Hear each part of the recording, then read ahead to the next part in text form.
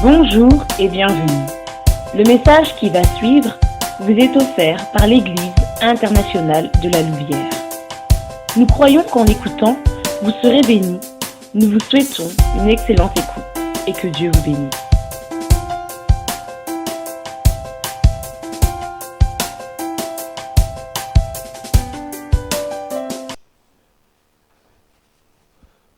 Que l'Éternel a envoyé à ses églises. Écrit à l'ange de telle église. Nous lisons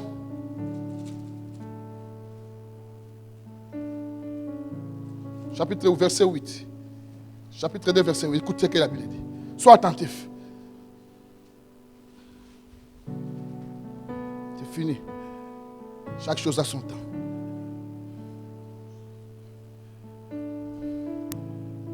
Changement de rôle, changement de choses.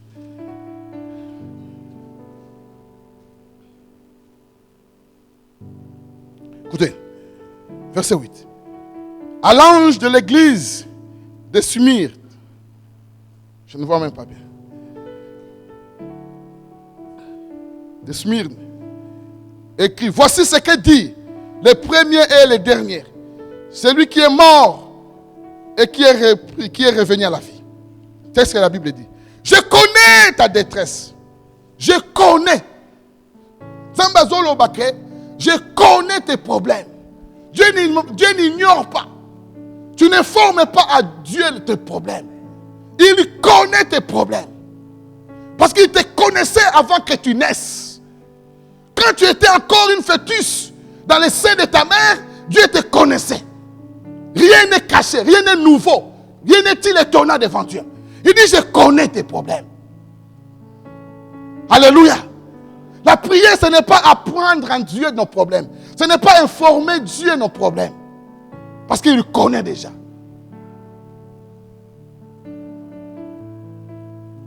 Alléluia. Il connaît. Je connais ta tribulation. Je connais tes difficultés. Je connais tes problèmes, tes épreuves et les combats que tu mènes. Je connais la jalousie. Je connais tout qui est autour de toi. Je connais. Tout ce qui se fait en secret. Même ce que toi tu ignores, tu ne connais pas. Dieu le connaît.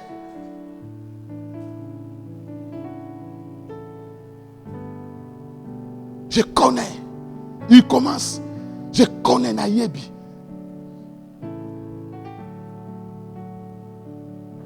Et là souvent, vous savez, quand tu passes des moments difficiles, tu dis, est-ce que les gens savent vraiment je souffre?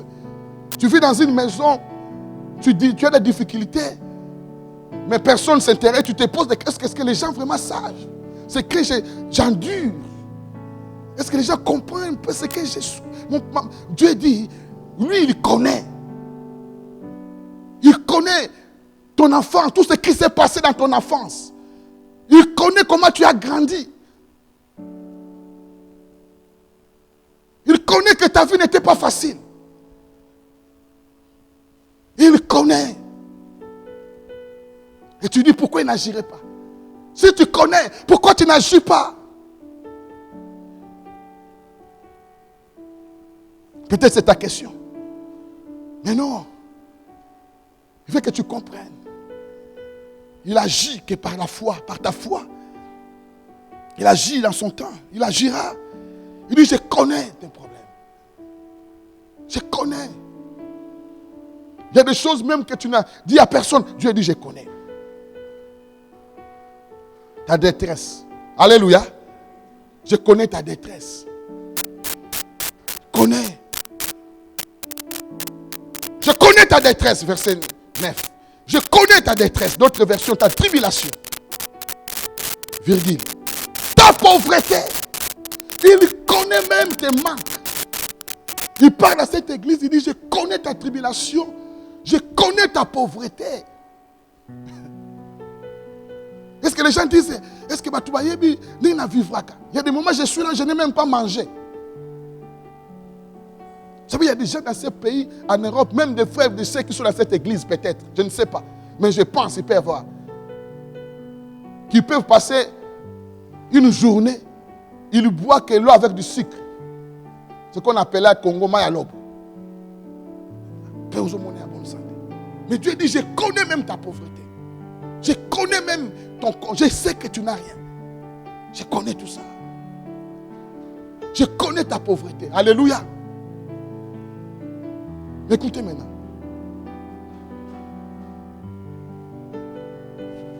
Écoutez même.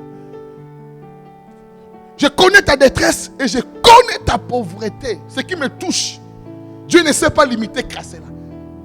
Et pourtant, il dit, et pourtant tu es riche. Oh, Dieu change. Il dit, je connais ta difficulté, ta détresse. Tu as ta pauvreté. Je connais ta pauvreté. Et pourtant, tu es riche. Oh. Alléluia. Et pourtant, tu es riche.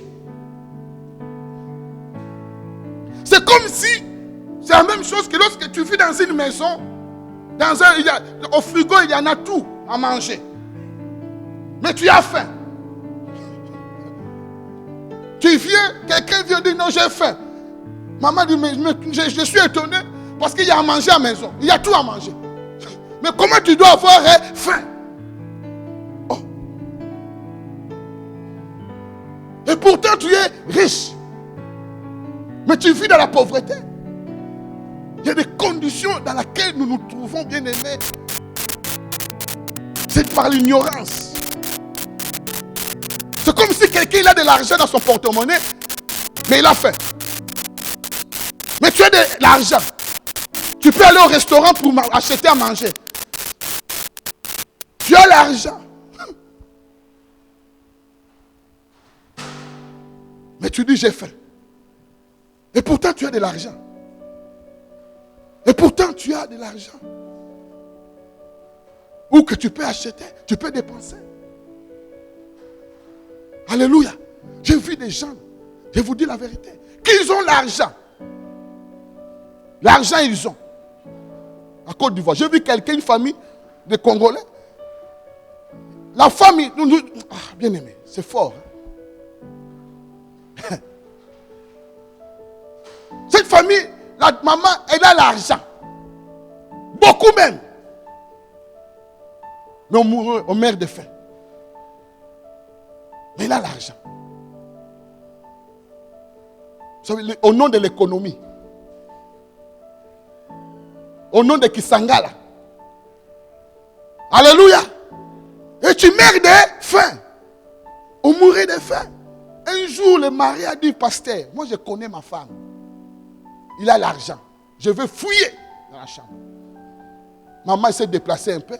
L'homme a fouillé, il a fouillé, il a fouillé. Il est allé trouver un manteau pourri, caché quelque part. Tu ne pouvais même pas avoir l'idée que là où on a mis ce manteau, on pouvait trouver de l'argent. Il dit non, ce manteau il tient comme ça 1 million de francs CFA.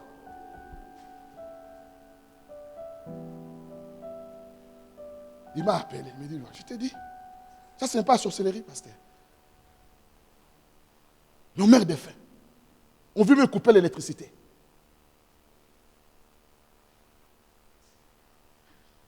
Je connais ta détresse. Je connais ta tribulation. Je connais ta pauvreté. Mais pourtant tu es riche. Pourtant tu es riche, ma soeur, mon frère. Alléluia. Alléluia. Et pourtant tu es riche. Riche. Par rapport à ta foi, tu es riche. Par rapport à ce que ta foi en Jésus-Christ, tu es riche.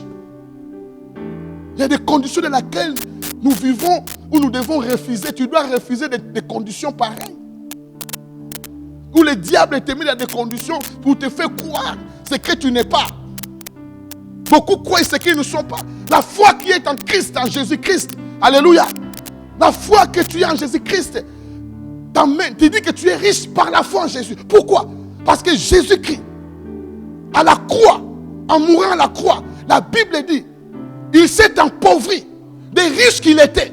Lui qui était riche, Jésus s'est empauvri. En mourant à la croix, il y avait un transfert.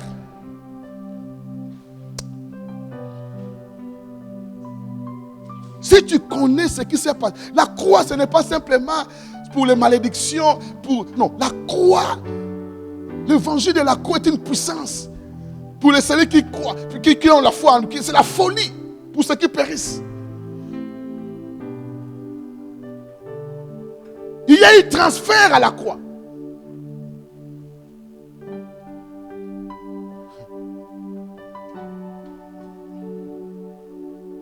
Alléluia.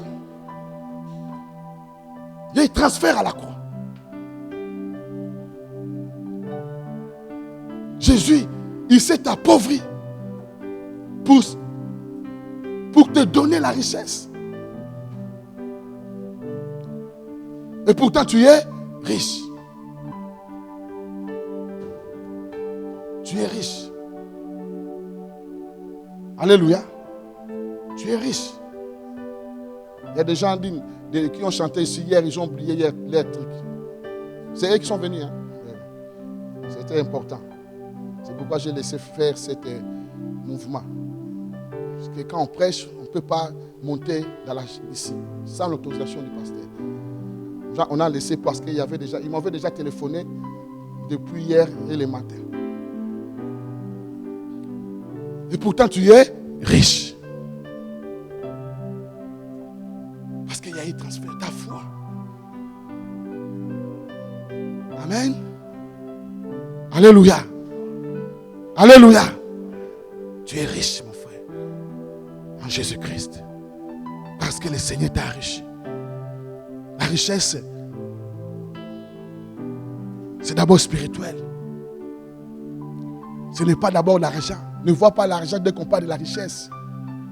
Parce que la Bible dit que l'intelligence vaut mieux que de l'or. Vaut mieux que de l'argent. Il y a des gens qui ont l'argent mais ils n'ont pas l'intelligence. Ils dépensent, ils font n'importe quoi avec l'argent. L'argent est utile entre les mains des hommes et des femmes qui ont l'intelligence. Il y a des gens qui ont l'argent mais sont malheureux, sont tristes. Quand on parle de richesse, ne voit pas d'abord de biens matériels. Ne voit pas de maisons d'abord, de villas, de châteaux. Ne voit pas beaucoup d'argent dans ton compte à banque. Qui fera de toi riche. Ce n'est pas ton compte à banque qui se remplit que tu es riche. C'est une, alléluia, c'est une position spirituelle. La richesse que Jésus nous donne, c'est lié à la foi en lui. C'est une position. Il y a des hommes et des femmes qui étaient riches. Ils avaient des biens, des millions. Mais aujourd'hui, ils sont pauvres. Si la richesse dépendait que de l'argent, mais d'autres ne seront jamais, ils ne deviendront jamais des pauvres. C'est d'abord spirituel. Et cette pauvreté que Dieu parle ici, c'est une pauvreté aussi spirituelle. Je connais ta pauvreté, ta pauvreté spirituelle. Alléluia. Alléluia. Le spirituel. La bénédiction de Dieu, c'est d'abord spirituel. Spirituel. Il parle d'une pauvreté spirituelle. Alléluia. Il y a des gens aussi qui ont l'intelligence dans ce monde. Ils ont des diplômes. Ils sont des ingénieurs. Ils sont des hommes. Ils sont intelligents. Mais ils sont pauvres. Alléluia. Tu te poses la question, mais cet homme avec tous ces diplômes qu'il a, mais toute l'intelligence qu'il a, quand il commence à expliquer, à démontrer des choses, tu dis non, mais c'est grave. Mais il est pauvre. Parce que l'environnement est aussi important. Alléluia. L'environnement. La pauvreté est liée par rapport à beaucoup de choses. La pauvreté est spirituelle. Est liée par beaucoup de choses. En Afrique, il y a des hommes et des femmes qui sont intelligents. Si on change simplement l'environnement, ils deviennent riches. Mais parce qu'ils vivent dans un environnement maudit, spirituellement, Et cet environnement conditionne leur position. Ils sont devenus pauvres par rapport à l'environnement. Alléluia. C'est très important. Un enfant de Dieu ne peut pas vivre dans n'importe quel environnement. Tu es pauvre. Tu es pauvre. Je connais ta tribulation. Dieu connaît tes combats. Il connaît tes problèmes. Il connaît. Tu ne l'informes pas au Seigneur. Je connais ta pauvreté et pourtant tu es riche, dit le Seigneur. Tu es riche. C'est toi, le Seigneur. La pauvreté que Dieu parle ici, c'est une pauvreté spirituelle. Tu dois savoir, frères et sœurs, ta vie dépend. Ta richesse dépend. Ton bien-être, ton bonheur, ton épanouissement, ta réussite dépend d'abord de ta condition spirituelle. Parce que c'est le spirituel qui domine le matériel. Nous sommes dans un monde où c'est le spirituel qui domine. C'est l'invisible qui domine le visible. Tu ne peux rien recevoir sur cette terre si ça ne vient pas de l'invisible. Il y a des hommes et des femmes qui sont intelligents que Dieu les a donnés. Mais pour dominer, pour avoir des succès, même les païens, pourquoi ils vont dans des sectes? Pour chercher le spirituel.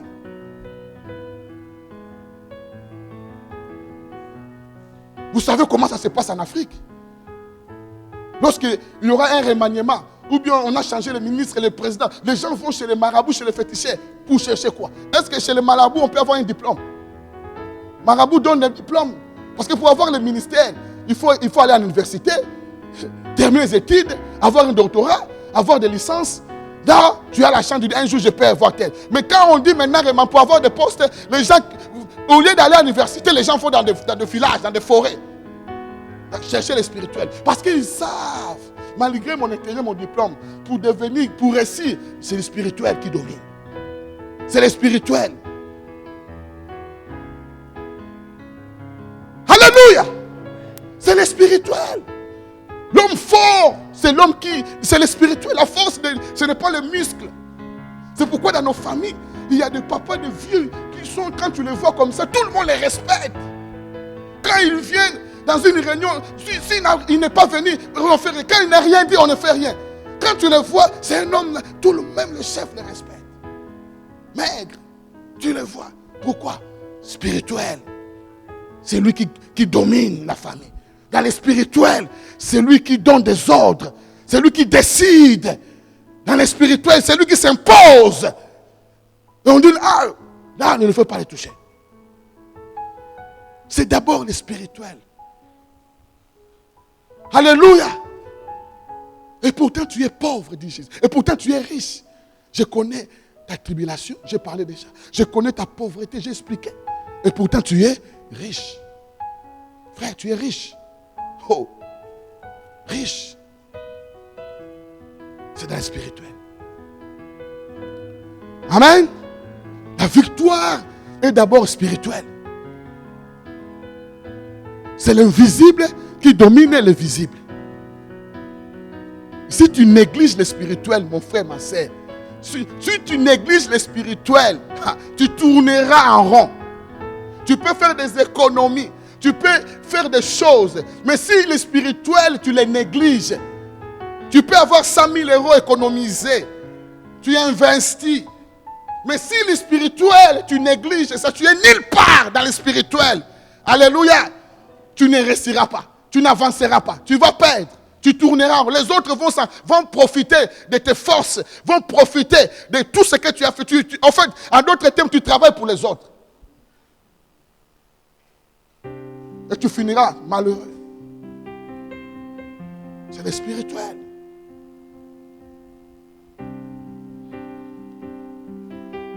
D'abord.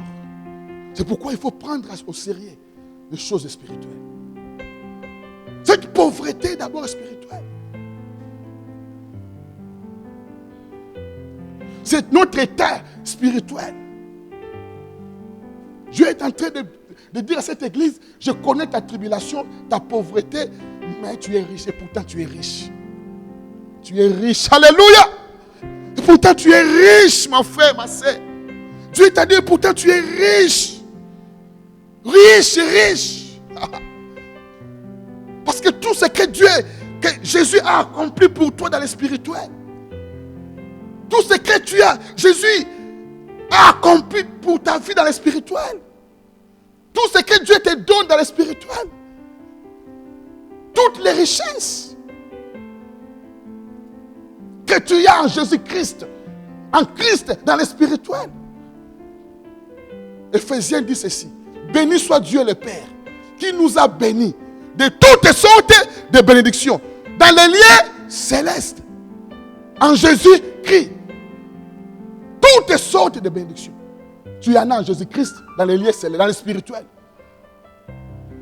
Tu es riche. Parce que dans le spirituel, tu es un chef. Tu es un roi. Tu es un prêtre, prêtresse. Tu es enfant de Dieu, co-héritier. Tu as un héritage.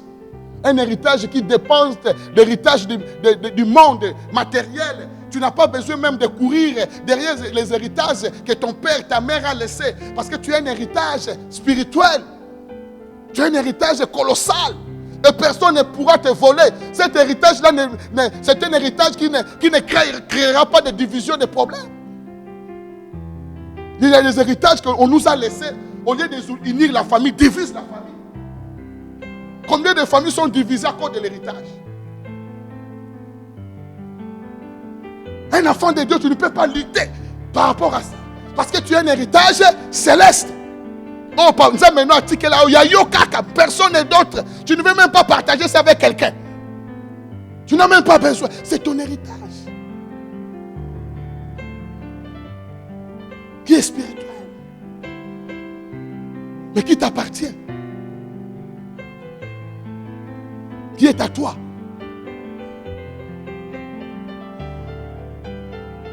La pauvreté spirituelle.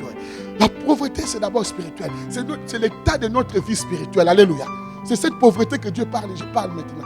Ce n'est pas d'abord manquer de l'argent. Ce n'est pas d'abord... Tu peux voir quelqu'un, mon frère et sœur. Alléluia. Parce que la richesse, la bénédiction, c'est spirituel. Ce n'est pas ce que tu vois dans tes... Il y a des hommes et des femmes. Pendant que je parle, tu les vois. Il n'a rien. Il n'a même pas de maison. Il n'a même pas une voiture. Il n'a même pas l'argent pour payer ses transports. Mais il est riche. Ce n'est pas ce moment-là, c'est une période, c'est une étape. Alléluia. Car la richesse en question, c'est une sémence qui est en toi de Dieu. Alléluia. Un jour, cette sémence-là va crier. Un jour, cette sémence va porter des fruits. Ça sortira. Ce n'est pas ton état, ta condition dans le présent qui définit ton futur, qui définit ta richesse. La richesse, tu en as en Christ. Ne laisse personne te tromper. Ne te laisse pas intimider. Ne laisse pas croire qu'on te veut te faire croire. Tu n'es pas pauvre, tu es riche. Tu frappes quelqu'un, dit je suis riche, je suis riche. Je suis riche, fais ça avec foi. Vous savez, tout dépend de comment vous recevez ça.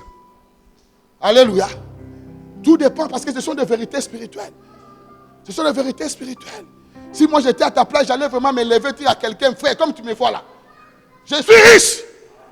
Alléluia. Si c'était toi à ta place, quand moi j'ai reçu ça, ça m'a révolté. Dis ça avec conviction, lève-toi, dis à quelqu'un avec conviction.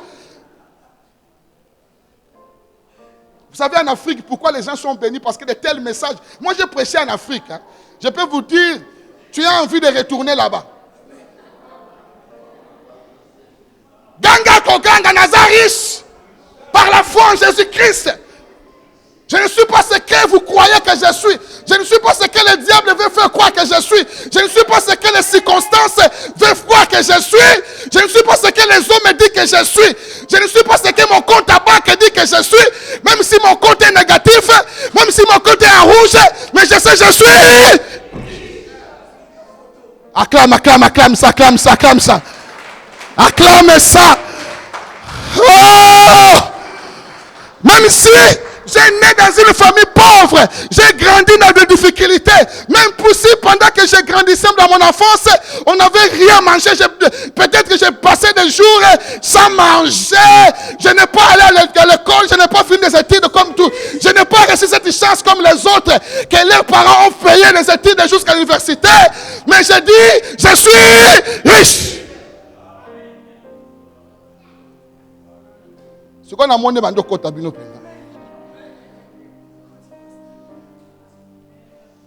vous savez, j'ai prêché en Afrique. J'ai une vidéo, je vais vous montrer. J'ai prêché en Afrique. J'étais à Côte d'Ivoire. Un message, j'ai déjà prêché ici. Je n'ai même pas fini le message. Tellement l'église était dans une impulsion. Les gens se levaient. Je vais montrer cette vidéo un jour. Babo tenir un micro. Les gens ont calme. C'est-à-dire que les gens, tellement ils sont fous. Ils disent, pasteur, on arrête ici. J'ai prêché un jour à l'EIB. Ici, à l'EIB. Ici, à Paris. Pendant que j'ai prêché, c'était fort. Tellement fort. Une femme commence à faire pipi. Il est passé devant, il a dit arrête ici. Tellement c'est fort. Bien aimé, la parole de Dieu c'est une puissance. Ta vie dépend de la parole. Ta parole de Dieu c'est quelque chose. Quand ça vient, il faut l'écouter. Et tu saisis dans la foi, tu réagis. Ta vie ne dépend de rien d'autre. L'homme ne vivra pas de pain seulement, mais de toute parole qui sort de la bouche de l'Éternel. Dieu a mis tous les mystères dans sa parole. Méditez-les jour et nuit. Il a dit à Josué, si tu veux réussir, tu veux la prospérité, je n'ai rien d'autre à te donner. Médite ces livres de la loi jour et nuit, alors tu auras des succès. Mais toi, tu as les livres de la loi. Et pourtant, tu es riche. La position, la pauvreté, c'est un état spirituel. C'est un état d'esprit pour être simple, pour que vous compreniez. État d'esprit. Refuse la pauvreté spirituelle. Frère, c'est comme j'ai dit. Si tu négliges la vie spirituelle, tu peux tout faire. Tu vivras qu'avec des miettes. Pourtant tu es riche. Pourtant tu es riche. Alléluia. C'est d'abord notre vie spirituelle. L'église est riche, mais c'est la pauvreté d'abord l'état spirituel de l'église. L'état spirituel. Notre niveau spirituel. Notre connaissance spirituelle. Parce que la richesse, c'est la connaissance. Alléluia. La richesse, ce n'est pas de l'argent d'abord. Ne regardez pas de l'or. Ne regardez pas d'argent. Comme je dis, la Bible dit, la connaissance vaut mieux que de l'argent. La sagesse vaut mieux que de l'or. Celui qui est sage, l'argent va venir vers lui. La Bible dit que la bénédiction vous poursuivra. Bénédiction Kolandabino. Aujourd'hui, on voit le contraire. Aujourd'hui, on court derrière la bénédiction. Alléluia. Une église a commencé là-bas, les gens courent. Quelque chose a fait ça, les gens courent. Manque de connaissances. Manque de connaissances. La connaissance de Dieu, des principes de Dieu. Il y a eu sécheresse en Israël. Sécheresse, la pluie ne tombe. Tout le monde courait en Égypte pour aller chercher. Et Isaac veut dire, Dieu dit, toi tu restes ici. Isaac peut dire à Dieu, mais il y a sécheresse, tout le monde meurt. Je dois partir. Parce que ça c'est l'intelligence humaine. Dieu dit que toi, tu restes ici.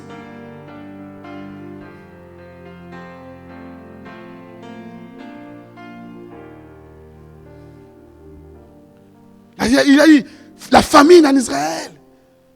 Mais Dieu a envoyé un corbeau pour nourrir son serviteur. Il a envoyé son serviteur dans une maison d'une femme veuve. La connaissance. C'est ce que nous avons. Bien, nous sommes dans un monde où la connaissance, c'est la richesse. Même dans le monde entier. Même pas dans les choses de Dieu. La connaissance. On a cru que la richesse, c'est de l'argent. C'est de l'or. Pour détruire une société, pour détruire une ville, une société, une génération, c'est détruire d'abord la connaissance, l'intelligence. Ceux qui vont gagner l'école, vont fermer l'université, vont bomber la richesse à la nation. Parce que la connaissance. Oh, il y a un verset qui m'échappe, c'est dans Luc.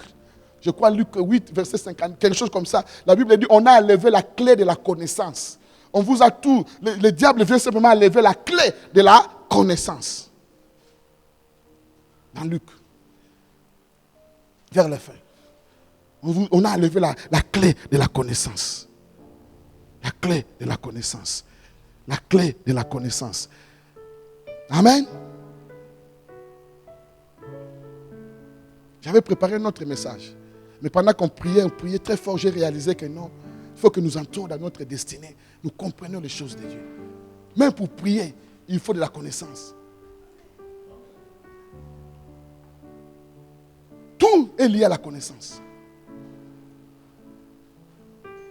Alléluia. Cherche ça, mon frère, dans Luc 22. Cherche-moi ce verset. Tu peux, si c'est la Luc vers 45, vers les 50. La connaissance. C'est ça la richesse. C'est ça la spiritualité. On peut tout prendre dans ta vie. Alléluia. Mais tant que tu as la connaissance, alléluia, on viendra te chercher. Cet homme qui a inventé ce iPhone, là, comment il est mort déjà? À un moment donné, on l'a chassé dans son propre entreprise. Il est parti. Mais comme c'est lui qui avait la connaissance, la matière, on peut tout voler. On peut tout te prendre. Mais tant que tu auras la matière de Dieu, alléluia, la connaissance. Et je parle de la connaissance spirituelle. Je parle de la connaissance de Dieu maintenant. Des connaissances de Dieu. Et tu as la grâce d'avoir Dieu. Tu ne peux pas mourir pauvre. Tu ne peux pas échouer. Dieu ne t'a pas sauvé pour t'amener à l'échec. Tu n'es pas un produit de l'échec. Si tes parents, avec la naissance biologique, on a hérité des malédictions, des choses qu'on peut dire, on connaît, nous a apporté l'échec. Mais laisse-moi te dire la bonne nouvelle. La nouvelle naissance ne t'amènera pas à l'échec. Dieu ne t'a pas appelé à la conversion pour échouer. Tu n'es pas un perdant. Ne joue pas avec la conversion. Ne joue pas avec l'appel de Dieu dans ta vie.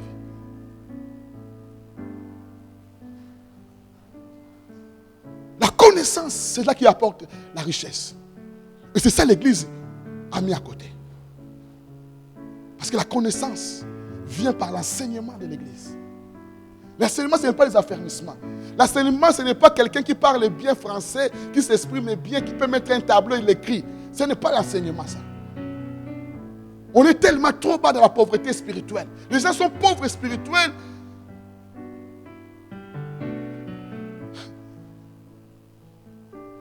Quelqu'un a une éloquence de bien s'exprimer, de bien parler.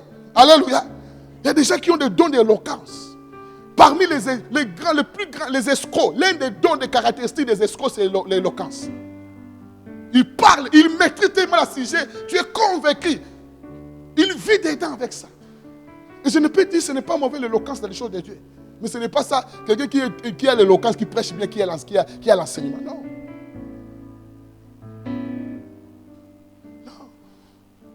C'est la révélation. Amen. Écoutez-moi bien. C'est la révélation. Ce n'est pas les affermissements. C'est la révélation. La révélation. Amen. Parce qu'il y a des gens qui ont étudié la théologie. Des professeurs de théologie. Ils ont la connaissance des choses de Dieu. Ils parlent bien des choses de Dieu. Ils sont des professeurs des choses de Dieu. Mais ils n'ont pas la révélation. Luc combien? Luc 52. Lisez ça. Voilà une fois, je vous parle de la connaissance. La connaissance, ce sont des principes.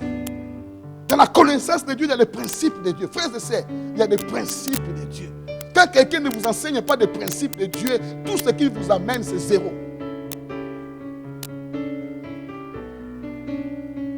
Il faut que vous compreniez ça maintenant, l'église. Zamba va principe. Si tu es membre dans une église, tu ne peux pas quitter cette église-là sans la bénédiction du pasteur. Ça, c'est un principe. Ça, c'est un principe qui est biblique. Si quelqu'un t'enseigne autre chose que ça, il n'est pas de Dieu. Parce que c'est ça que la Bible dit. C'est ça que la Bible dit. C'est ça qu'il y a des désordres même dans le milieu chrétien aujourd'hui du Congo. Il y a des désordres. Les gens ne se recommandent pas. Se recommandent eux-mêmes, comme Paul dit.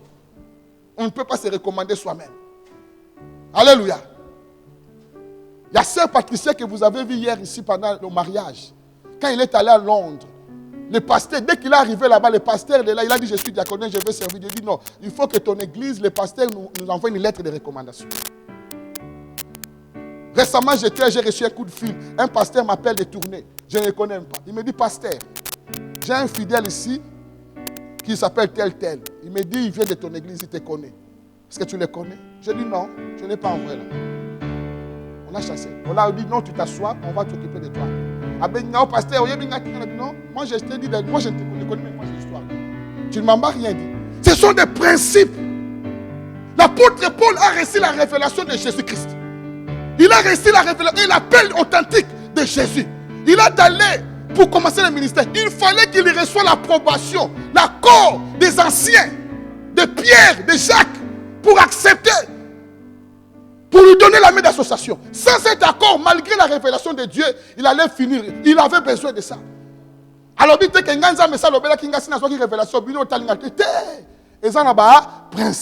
il y a des principes. Alléluia. Si tu veux jouer avec ta vie, joue avec ça comme tu veux. Moi, j'ai eu, mon père spirituel, le pasteur Kibou, mon mentor. Mon père spirituel, ça peut être pasteur Abo qui m'a amené dans le Seigneur. Mon mentor.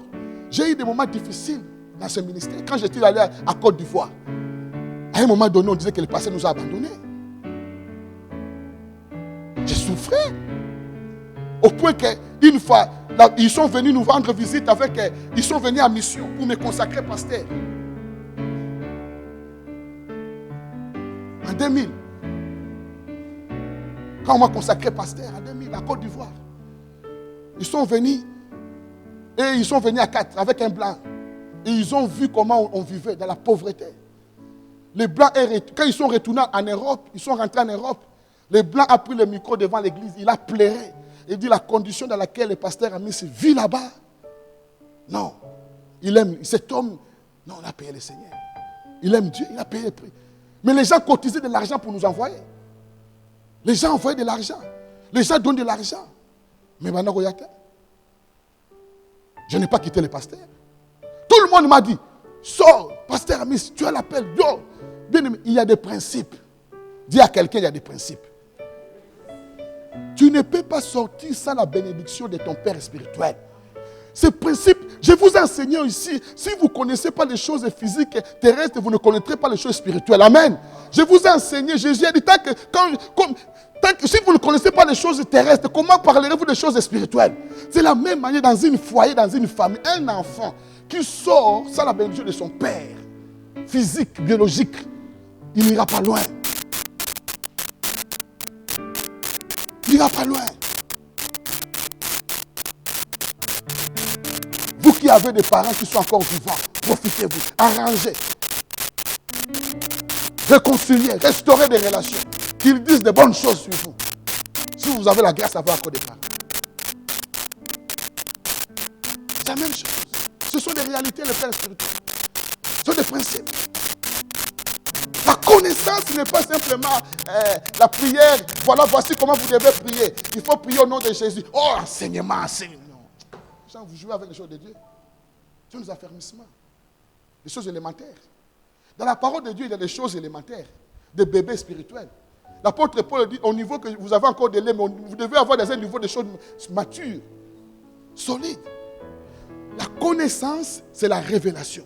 Et laisse-moi vous dire, frères et sœurs, dans cette église, vous avez la révélation. Je vous dis la vérité. Je vous dis la vérité. Je connais la grâce de Dieu. Je connais la grâce de Dieu. Alléluia. De temps en temps, il faut parler aux chrétiens qu'ils sachent que la grâce que vous avez d'avoir des pasteurs, un don de la part de Dieu. Vous savez, un jour, le pasteur Kriboutou m'avait surpris. Il m'a dit, frère Amis, je vais te dire quelque chose. J'ai 5 pasteurs dans ce monde qui m'édifient. Si j'ai un problème, je les écoute. Toi, tu es mon fils. Mais je te dis, parmi les 5, toi, tu es. Chaque fois que je t'écoute, même si j'étais dans un niveau trop bas, je monte. Il dit, protège très bien les dons que tu as. Tu es les 5. Dieu m'a parlé. J'ai les 5. Toi, tu es dedans. C'est un grand homme de Dieu. Élevé. Vous avez la grâce d'avoir la révélation. Que personne ne vous trompe. Que personne ne vous trompe. Alléluia. Alléluia. Ça, je le sais. Et je bénis Dieu parmi tous les frères et sœurs qui partent. Il y a qu'une seule chose qui me disent, pasteur, nous sommes partis, mais la parole nous manque. Je vous dis tous, si quelqu'un ne veut pas croire, accepter ça, c'est la mauvaise foi. Je vous dis presque tous, des Jean-Philippe, des Chétou, des Liliane, tous, presque tous. Ils m'ont dit, pasteur, ce qui nous manque là-bas, c'est la parole que toi tu prêches. Vous avez la grâce.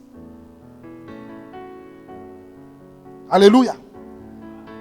La connaissance, c'est la révélation qui est fondée sur des principes, l'enseignement révélé. L'esprit prophétique qui est le témoignage de Jésus. Tout le monde peut prêcher la parole, mais tout le monde n'a pas la révélation. Alléluia. La pauvreté, c'est d'abord l'état spirituel. Bien aimé, ta vie spirituelle est très importante. Amen. Prends sérieux ta vie spirituelle. Parce que la richesse, c'est d'abord le spirituel. L'état spirituel. La connaissance. Comment vient la connaissance de Dieu? La connaissance de Dieu, tu n'as pas besoin d'abord de chercher une école. Comme dans le monde. Tu veux faire de l'informatique, tu veux faire tel domaine, tu vas à l'université, tu choisis telle option. Non. La connaissance de Dieu, tu ne peux pas trouver ça, la révélation dans la théologie, dans les études bibliques. La révélation, et c'est tout dans la parole, c'est d'abord dans une vie de prière, de l'intimité avec Dieu. C'est là où vient la révélation. Parce que Dieu maintenant va te... Parce que c'est l'Esprit Saint. La Bible dit, c'est poussé par l'Esprit que les hommes ont parlé de la part de Dieu. C'est pas... Le Saint-Esprit maintenant va te faire commencer à enseigner des choses. À apprendre des choses. Il y a des hommes qui ont bougé ce monde. Comme Smith Wilkinson, c'est un Anglais. C'est un illettré, un cordonnier. Il n'est pas allé à l'école. Mais par la prière, Dieu l'a fait révéler des choses. Il prêchait des auditoires. Des grands auditoires. Mais les gens étaient bouleversés. D'où lui vient cette sagesse? D'où lui vient cette intelligence? Quand à la fin il dit que moi, je n'ai jamais allé à l'école, je n'ai jamais fait ça, c'est ma femme qui m'a appris à lire l'alphabet. Et c'est Dieu qui m'a inspiré.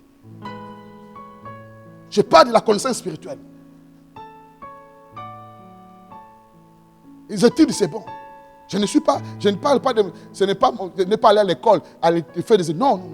Parce que c'est aussi l'intelligence. Amen. Que Dieu peut utiliser ça encore, renouveler ça. L'intelligence, même pour l'école, c'est important. Ce niveau-là est important. Parce que Dieu peut s'en servir de ça aussi. Pour t'amener dans les grandes dimensions. Amen. C'est ça qui a fait que Paul a été plus utilisé que les autres. Paul a été utilisé plus que les Pierre. Il n'a même plus vu Jésus dans la chair à os comme ça, chair en os. Mais parce qu'il était un homme intelligent.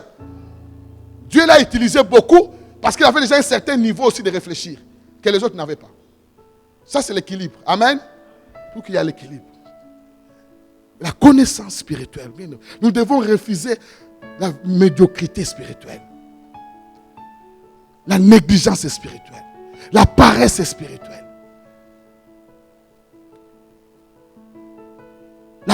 Le sommeil spirituel. La Bible dit, celui qui aime le sommeil, la paresse, la pauvreté la surprendra. C'est Proverbe qui dit ça.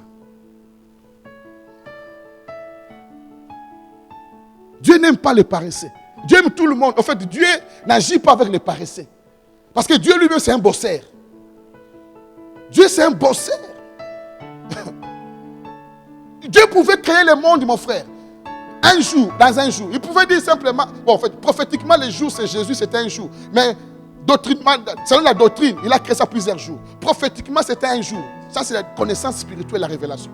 Parce que le jour représente, c'est Jésus. C'est Jésus qui est le jour, qui caractérise... Quand on parle de jour, ce qui caractérise une journée, un jour, c'est le soleil. Jésus, c'est pourquoi Jésus disait à Jésus, travaillez pendant qu'il fait encore jour. Parce que c'est moi le jour, pendant qu'il y a encore le soleil qui brille. Ça, c'est la révélation. Parce que le jour, c'est Christ. Ce qui caractérise le jour, c'est le soleil. Parce que c'est lui le soleil. Tant que le soleil brille encore, travaille. Quand ça va faire nuit, Tu ne peux pas. Tu ne vas pas voir. C'est l'obscurité qui va envahir. C'est moi le soleil. Pendant que je suis encore là, travailler. Je brille encore. Il est en train de briller, même aujourd'hui. Profite maintenant. Et à un moment donné, le soleil s'éteindra. Après l'enlèvement. Acclame le Seigneur.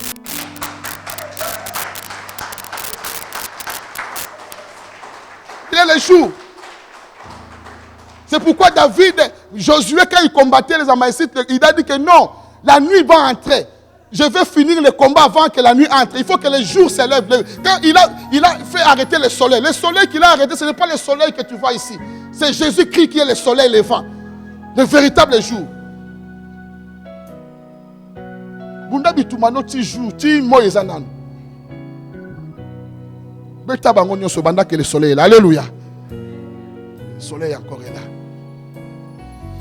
Dieu est un bosseur. Il y a eu soir et matin, le premier jour. Il y a eu soir et matin, le deuxième jour. Il a bossé. 6 jours, papa Malou. 7e jour, à Pémi. Il a bossé. Amen.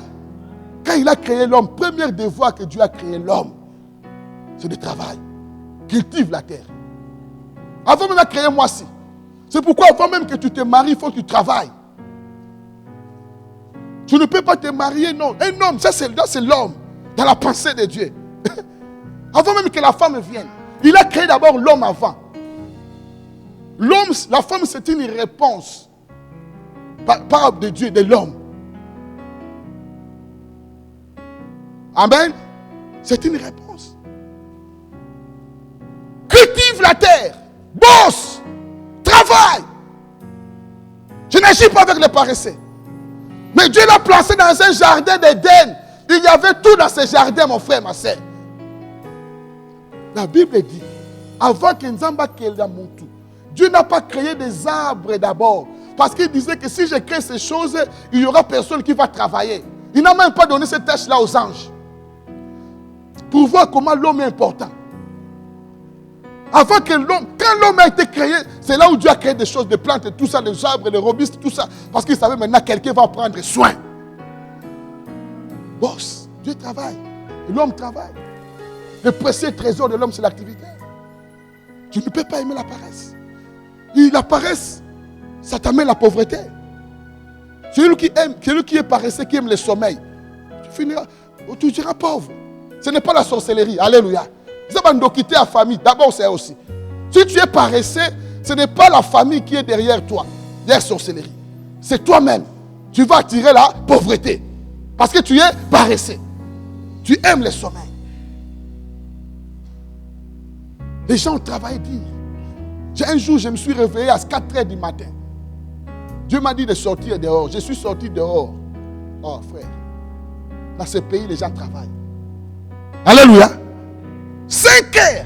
Plein dans la rue. Il y avait des gens qui bougeaient, qui allaient au travail. La vie des gens à 5h. Les gens bossent. Amen. Je parle des choses spirituelles. La paresse spirituelle va t'amener dans la pauvreté spirituelle. Tu ne travailles pas par rapport à Dieu. Tu ne t'investis pas dans ta vie spirituelle. Il faut t'investir dans la vie spirituelle. Dans la vie de prière. À lire la Bible. Tu n'as pas besoin de devenir pasteur. Tu n'as pas besoin d'être diacre de ne sais pas moi qui. Ou bien intercesseur. Non. C'est une question de discipline. Alléluia. Chaque tongo, tu peux dire chaque matin, je vais lire la Bible, même pendant 20 minutes, même pendant 30 minutes, je lis quand même. Même si je ne comprends pas, je lis. Simplement, c'est simple. Je prends un livre, je prends l'évangile de Jean, je prends Genèse, je le lis. Simplement, le soir, si j'ai le temps, je le lis. Demain aussi, je dis que je donne même 30 minutes, 1 heure de temps, je vais quand même lire. Même prier 5 minutes seulement. Je vais prier simplement, même 10 minutes, même 3 minutes. Ça commence par petites choses. Alléluia. La Bible dit, ne néglige pas le petit commencement. Car c'est le petit commencement que tu deviendras grand. Il n'y a personne qui a commencé à prier pendant 5 heures du temps un jour. Il y a même des jours, même pour notre temps, qui priaient même pour 5 minutes, c'est dur. Un jour à combien d'heures? 24 heures. Calcule maintenant les heures. Tu vas voir. Nous avons tous, quand on dit, les gens qui nous ont donné des répertoires de l'air, 24 heures, on a 8 heures pour dormir. On met 8 heures du sommeil qui est recommandé pour la santé. Pour avoir une bonne santé, 8 heures. Il te reste combien? 16. Amen. Tu vas au travail le matin jusqu'à tu travailles peut-être aussi 8 heures. Tu vas au travail, le matin tu travailles. Il te reste combien? 8. Calcule ton heure, il te reste 8. Tu rentres à la maison, le temps de faire des petites courses, de quitter au travail, d'arriver, on te donne des heures de temps pour tout ça. Le temps d'arriver à la maison, de passer où tu as des heures. Il te reste 6. On dit maintenant tu as des heures aussi pour manger. Pour manger, il faut manger, tu prends des heures. Tu manges. Pour tout ça, c'est même beaucoup, mais on te donne. Sieste, tu te reposes, tu regardes la télé. On ajoute même 4 heures. Manger et regarder la télé calme. Il te reste 4. Il te reste 2. Tu en as même par jour, tu peux même donner à Dieu des heures.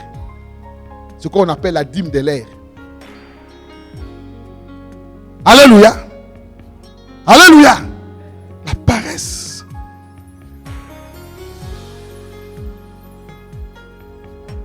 Il faut pas. Même si tu n'as pas de travail, tu peux occuper ta journée. Tu peux occuper. Il y a toujours du travail. À la maison, toujours des choses à faire. À ranger. À mettre de l'ordre, avoir des idées. La créativité. Alléluia. Ça vient comme ça. Et l'église, la Bible, tu lis, tu médites. Voilà. Amen. Je connais tes problèmes. Je connais ta détresse. Je connais tes difficultés. Et je connais ta pauvreté. Et pourtant tu es riche. Alléluia. Tu es riche. Par la foi en Jésus-Christ. Amen. Alléluia. Si tu es béni, vraiment acclame le Seigneur.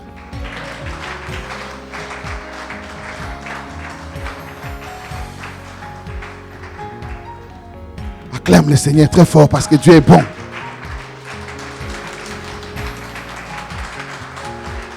Alléluia. Fini la pauvreté spirituelle. Fini la médiocrité spirituelle. Fini la paresse spirituelle. Fini la négligence spirituelle. Au nom de Jésus. Parce que nous sommes riches. Nous devons profiter, manger le fruit de notre richesse, frères et sœurs. Dieu nous a bénis en lui. Bénis. Mais la réalité, c'est autre chose. C'est la réalité, c'est autre chose. C'est toujours des luttes, des combats. C'est comme si ça décourage même les gens de la foi. Ça décourage même les gens pour continuer. Ce n'est pas des slogans, la parole de Dieu. C'est la vérité. Nous sommes riches. Mais c'est la pauvreté spirituelle qui nous empêche d'entrer dans notre destinée. C'est la médiocrité spirituelle. C'est la paresse spirituelle. C'est le sommeil spirituel. Nous devons combattre ces choses dans l'église. Alléluia. Nous devons nous lever contre cet esprit-là. Dans le nom puissant de Jésus. Tu refuses la médiocrité spirituelle dans ta vie. Tu refuses la pauvreté spirituelle. Et tu as la connaissance que Dieu te donne en Jésus-Christ. Parce que la vraie d'abord, et on va continuer cet enseignement comme Dieu va nous conduire. Alléluia. Et c'est très important, frères et sœurs. Car la vraie connaissance, c'est la révélation. Et ce sont des principes de Dieu. Amen.